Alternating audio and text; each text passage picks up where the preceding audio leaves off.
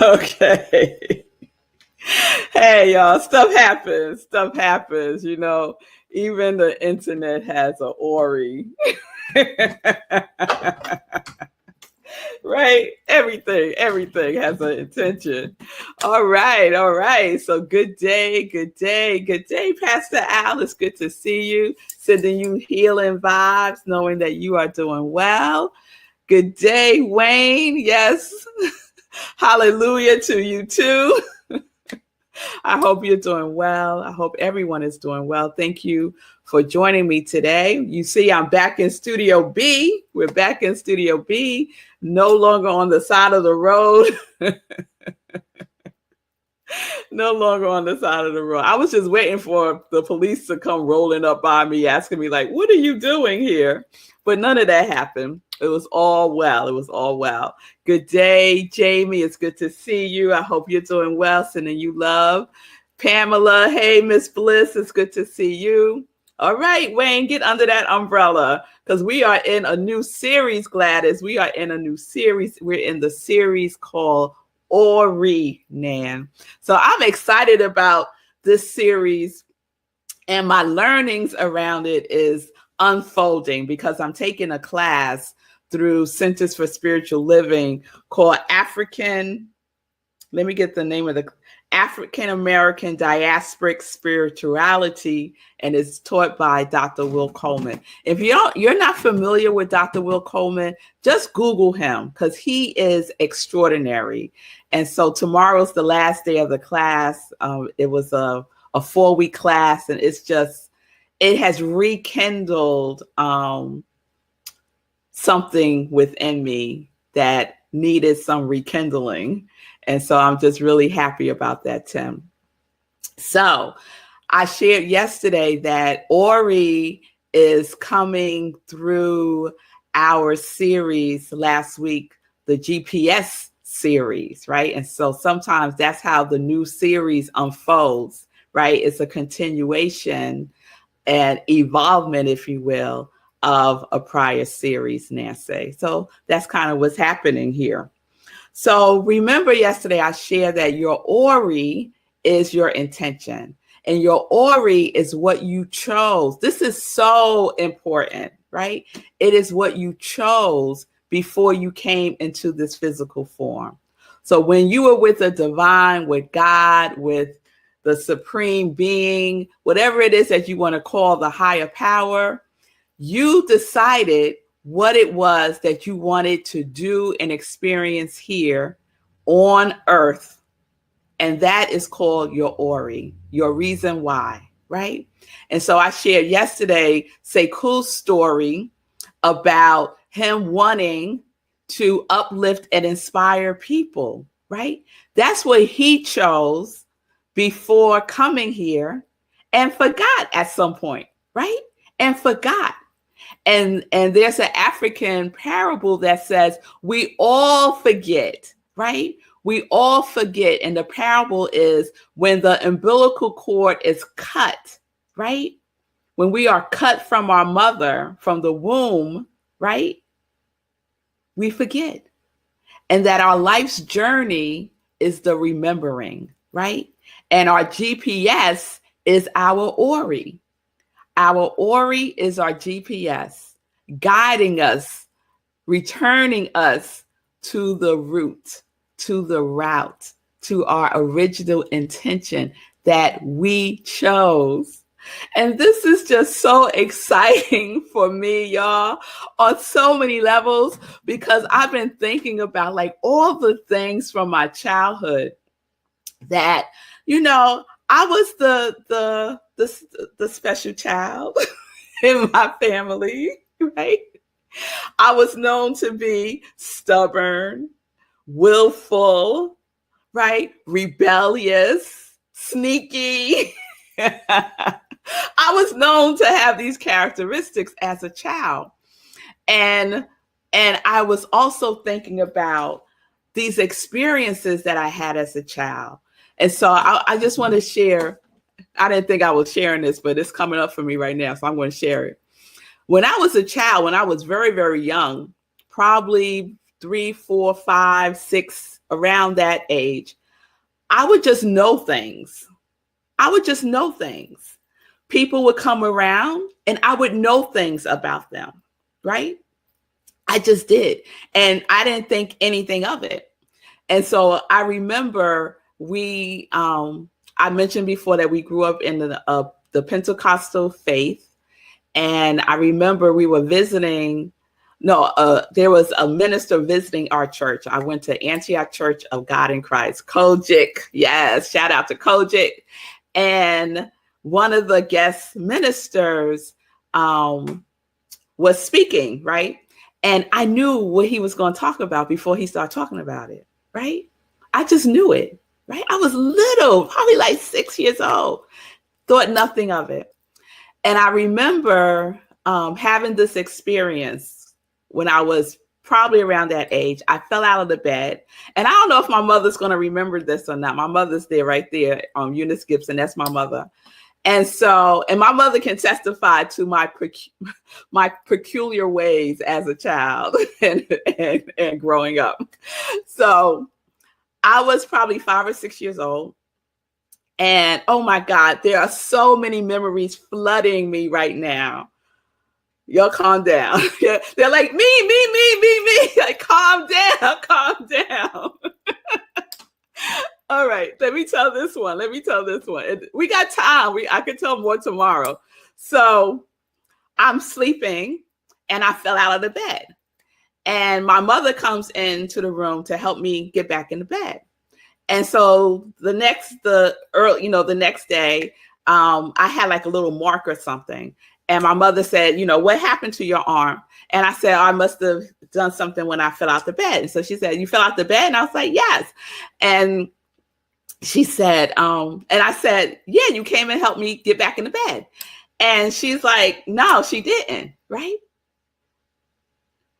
And so I'm like, yeah, you did, And she's like, no, she didn't. Right. So what I later found out was, I have an aunt, my grandmother's sister, my Aunt Mary, and she was the peculiar one in our family too. And I had shared this with her. I must have been like 6. And I shared this with her. And so she starts to tell me how, I probably just had a visitor, right? She said it was probably my mother, Melissa, because I'm named after my great grandmother. So she said it was probably Melissa just coming to help you. She's always with you, right? This is what my Aunt Mary told me. She said, don't tell anybody, right? And I didn't tell anyone, right?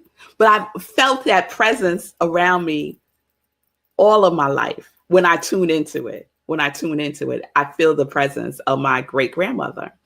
And one of the things about taking this African-American spiritual diasporic class, it has rekindled in me the importance of us honoring our ancestors, but more so than honoring them, acknowledging them, like right now, like that their presence is here with us, right? And so they hold our Ori with us, right? Because for many of us, our Ori is part of our legacy, our family legacy. In my family, we have a legacy of ministers, right? I never imagined that I would grow up and become a minister. Now, I'm a particular kind of minister, don't get it twisted, but still I'm a minister, right? And so part of my Ori is ministry, and my ministry is joy, right? Right? But that's in my ancestral line, right? And so if we my mother just wrote news to me because Aunt Mary said not to tell, because this would have happened. I'm not even going to go there. If I grew up in a Pentecostal church, y'all. If I went around telling folks that my great grandmother, who has passed on to the other side, came and visited me and helped me to get back into bed, what do y'all think would have happened when I went to church? Oh, it would have been something. Oh my goodness. Yes, it would have been. Sekou went like this. Yes, it would have been something. They would have laid hands on me, got the oil, anoint my head to get the whatever this spirit is out. Oh, it would have been a thing. So no, my Aunt Mary told me the right thing. Keep it to yourself. But I always had that that knowingness. Always had that knowingness. And, growing up and then knowing that it wasn't safe for me to share it, a lot of it got suppressed. And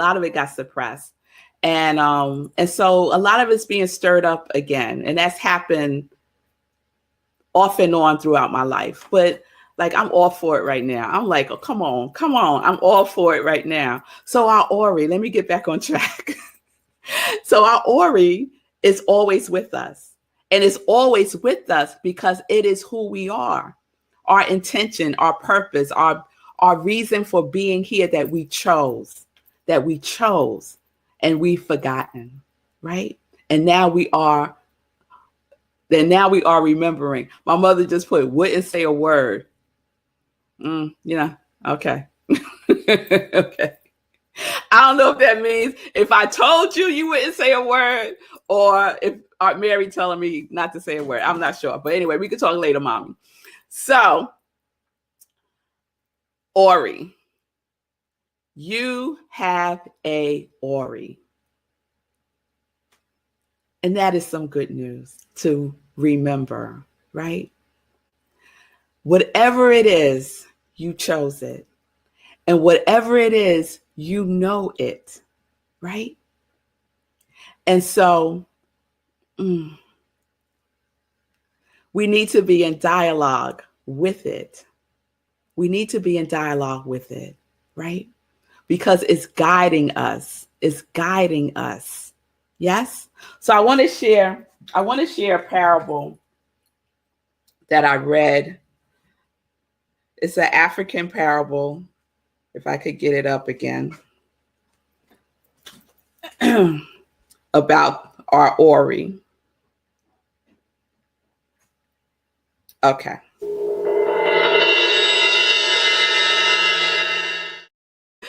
All right. The thing keeps flipping around. Okay. The importance of Ori in one's life journey. So I'm going to read a little bit of this. Oh, come on. Stop flipping around. Okay. I'm going to have to hold it like crooked. One day, Olodumare, and so in African spirituality and Ife, Olodumare is God. Okay. One day, Olodumare called the Orishas to Orun. Orun is heaven, the heavenly realm, in assembly to ask them a very important question. Once all the Orishas had arrived, they gathered with great curiosity.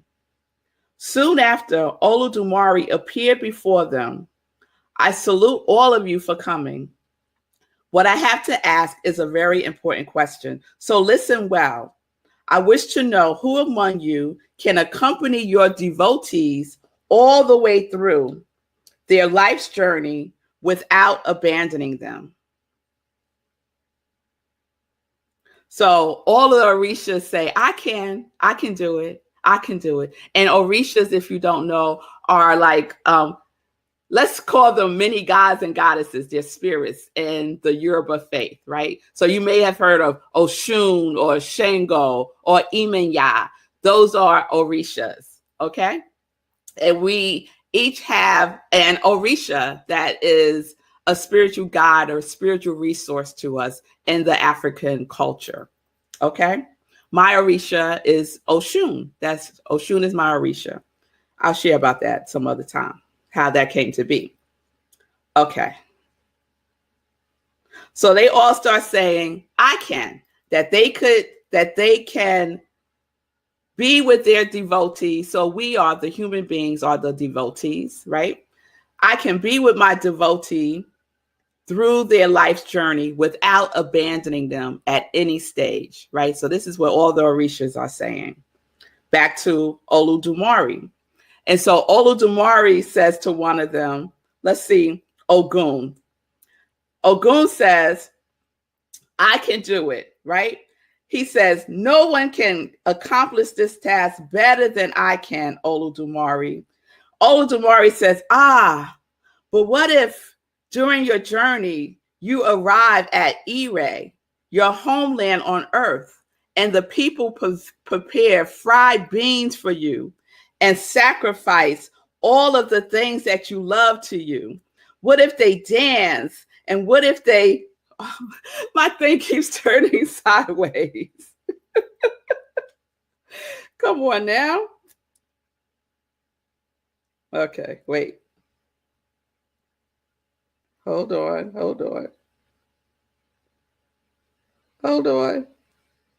Anyway, right? So what if they do all these things, right? Gave you your favorite foods, gave you everything that you love, right? What would you do? So Ogun says, I would eat, I would celebrate, and then I would go and take a nap, right? So what has he done? He abandoned his devotee, right? So he didn't go on the life's journey with his devotee because he got distracted, right? By these other things, right? And doesn't that happen to us, right? We're on our life's journey and then we get distracted by all these other things, right? Pull us off of our route, right?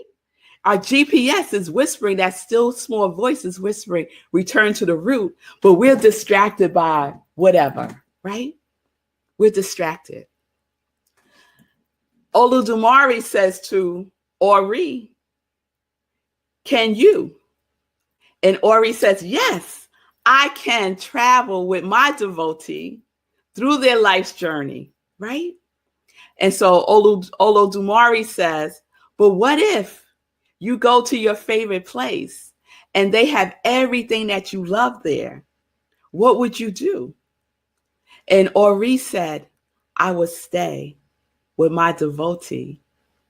I will be his guide. I will not leave his side ever for anything. That is our Ori. Our Ori doesn't go anywhere. But we have to do our part, our work to remember what that is, right? So every person has an Ori, and only our Ori, only our particular Ori, mine, Sekou's, Lisa's, Wayne's, my mother's, Nan's, Pastor Al's, Tim's, only your Ori is able to accompany you through your life's journey. No one else is. So sometimes we're looking at other people to see, maybe I should be doing that because this person's doing that, right? Well, maybe instead of doing this, maybe I'll go do what Bobby is doing over there, right? But Bobby's Ori is not your Ori. Bobby's Ori is not what you chose. You chose yours. And that particular Ori will not leave you. That particular purpose will not leave you. That particular intention will not leave you no matter what you do. No matter what, no matter how long you ignore it, no matter how long you forget about it, no matter how long you act like you don't know, it will not leave you. And this is some good news, y'all. This is some good news, right? It will not abandon us along the way, no matter what. No matter what. So we're going to continue on, right? With this life journey with the Ori, with your Ori. And so just for a little homework, right? Because the meditation with the moon, y'all, is a great way to access this other realm, this all-knowing realm, right? It's a wonderful way to access access that in community. And so we're going to, thank you, producer. We're going to do the next one on September 6th. So in your meditation, in your prayers, start a dialogue with your purpose, with your Ori. Say, hey, Ori, I'm back. I know you haven't left me, but I left you. And I'm back. And I'm ready. And I'm willing. And I know I have everything that I need. Yes? Oh, yes. Oh, yes. Oh, yes. All right, y'all. So we'll continue tomorrow with our Ori. And let's get into some joy news. I see you, Lindsay. Let me see what you're saying. Well done. Better when you tell the story from your heart. My iPad was flipping all around. I couldn't even read it. So I guess my Ori was saying, girl, just tell it from the heart. Lisa, what a great story about your aunt and you and your grandmother. Thank you. Yeah, my great-grandmother, I was named after her, Melissa. Hey, Vanessa, good stuff. Thank you. Hey, Davon. Hey, girls, good to see you. I'm glad this is resonating with you all. How do you find out what your Orisha is? So you can go for a reading with a priest or priestess in the Yoruba faith, in the Ifa faith culture, and find out your Orisha. Now, tomorrow, I will tell the story of how I found out my Orisha. I was in Brazil, and I'll give you this little teaser. I went to a place called the Sisterhood of Good Death. Let's put a pin in that, and I'll tell you tomorrow what that was all about, okay? And so let me check in with Sekou real quick.